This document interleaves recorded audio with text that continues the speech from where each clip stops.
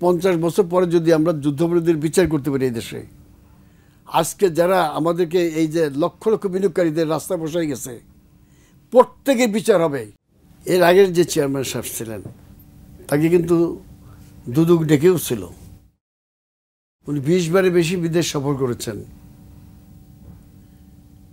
এবং শোনা যাচ্ছে যে আমাদের ঢাকা স্টক এক্সচেঞ্জও তার টাকা পয়সা দিতে হয়েছে তাকে, বলছে। তা বিরাট বহর নিয়ে বিদেশ সফর করছেন এবং উনি যে কি অর্জন করছেন এটি আমরা জানি না। তো বিসর্জন দিয়ে গেছেন সব কিছু আমাদের। বর্তমান চেয়ারম্যান সাহেব এসে উনি যে দুর্বল কোম্পানিগুলো ছিল পর্ষদ চেঞ্জ করলেন, যে ঠিক আছে এই পর্ষদ দিয়ে এই কোম্পানি চলবে না, বোর্ড অফ ডাইরেক্টর চেঞ্জ করবেন। তো এরা আগে করছে কি, কিছু লোক ধান্দাবাজ তারা ওইখানে ওই শেয়ারগুলো কিনে ফেলেছে। এই শেয়ারগুলো কিনে বসে হয়েছে খুব কম পয়সা, একটা 10 টাকার শেয়ার 2 টাকা 3 টাকা 4 টাকায় করে কিনছে, কিনে রেখে দিয়েছে। তারপর যখন সে পর্ষদ চেঞ্জ করবে তারা যে তদবিরকে ওই পর্ষদে ঢুকছে, ঢুইকা এর শেয়ারও কিনছে ওর শেয়ারও কিনছে, নিজেদের মধ্যে শেয়ার বেচা কেনা করে যখন উঠেছে মার্কেট, আপনি এখানে কোম্পানির নাম আছে আমি বলতে পারি যে কত গুণ তারা এখানে বাড়াইছে। তারপর সাধারণ বিনিয়োগকারীরা যখন ওই শেয়ারটা কিনছে, কেনার পর তারা ধরা খেয়ে গেছে, ওরা কিন্তু বেরিয়ে চলে গেছে বেশি দাম বিক্রি করে দেওয়া। অর্থাৎ এই যে কারসাজি বাজারে, এটা কিন্তু সিকিউরিটি অ্যান্ড এক্সচেঞ্জ কমিশন দেখবে, তাদের দেখার জন্য কিন্তু এই কাজটা, কিন্তু তারা দেখেন নাই। আমরা তো দেখছি যে বাজারে আরো বিদেশি বিনিয়োগকারী নিয়ে আসার জন্য বিভিন্ন রোড শো এবং বিভিন্ন কার্যক্রম বাংলাদেশ সিকিউরিটিজ এক্সচেঞ্জ কমিশন হাতে নিয়েছে। যারা সাধারণত শেয়ার মার্কেটে ইনভেস্ট করে আমাদের দেশের মতো না, তো হুড়যুগে না বাঙালি, তারা চিন্তা ভাবনা করে আসবে, মার্কেট তারা দেখবে।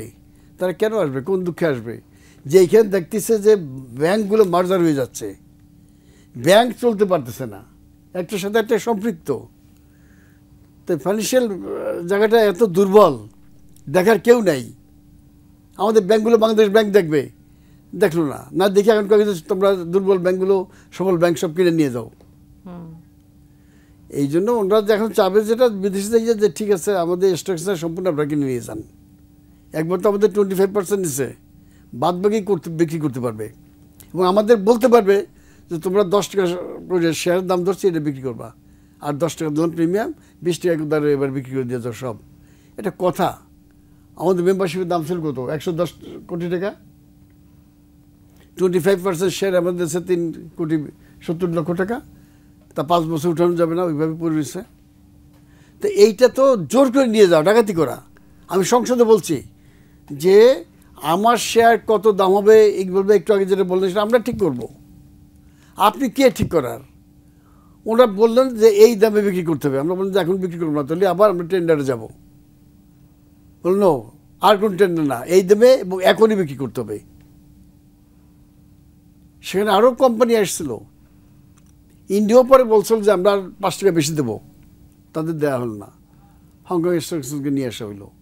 আর তার মধ্যে হংকং স্টক এক্সচেঞ্জে তো কয়েকজন দেখলাম চাইনিজ, তার মধ্যে আমরা কয়েকজন বাঙালি যে নাম দেখেছি কয়েকজন তা তো জানি না। এটা ভবিষ্যতে জানা যাবে যখন এইটা নিয়ে আরও রিসার্চ হবে, এইটা নিয়ে যখন দমন কমিশন কখনো এটা মামলা হবে, তখন তারা জানবে যে এই কোম্পানি এই সমস্ত করার পেছনে কাদের যোগসাজশ ছিল।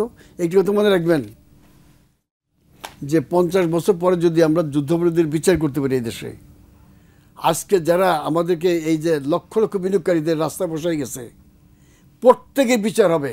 আমাদের অনেক বিনিয়োগকারী তো আত্মহত্যা করেছে। এখান থেকে আসলে বিনিয়োগকারীদের আস্থার জায়গা তৈরি করার উপায় কি? উপায় তো আমাদের কাছে নাই কিছু, এইটা সম্পূর্ণ সরকারের কাছে চলে গেছে। দায়িত্ব সরকারের মার্কেট ভালো করে দেওয়ার, পরিষ্কার কথা, আমাদের কোনো দায়িত্ব নাই।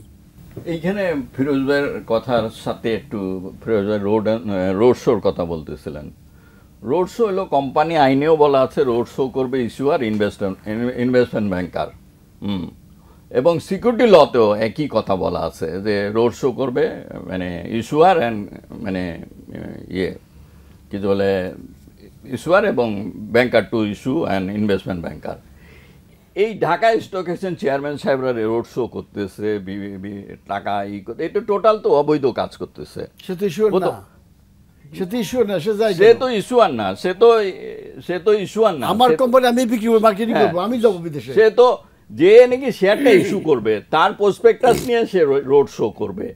এখানে কোম্পানি আইনেও এটা বলা আছে, এটা সিকিউরিটি লতে ওইটা বলা আছে। আমরা আশা করছি যে দ্বিতীয় মেয়াদে যেহেতু আবার আমাদের সিকিউরিটিজ অ্যান্ড এক্সচেঞ্জ কমিশনে কমিশনার এবং চেয়ারম্যানরা এসছে, তারা হয়তো আপনাদের এই কথাগুলো বিবেচনা করে পলিসিতে আরও কিছু চেঞ্জ আসবে এবং বাজার যাতে দ্রুত সময়ে বিনিয়োগকারী বান্ধব হয় সেজন্য কাজ করবে।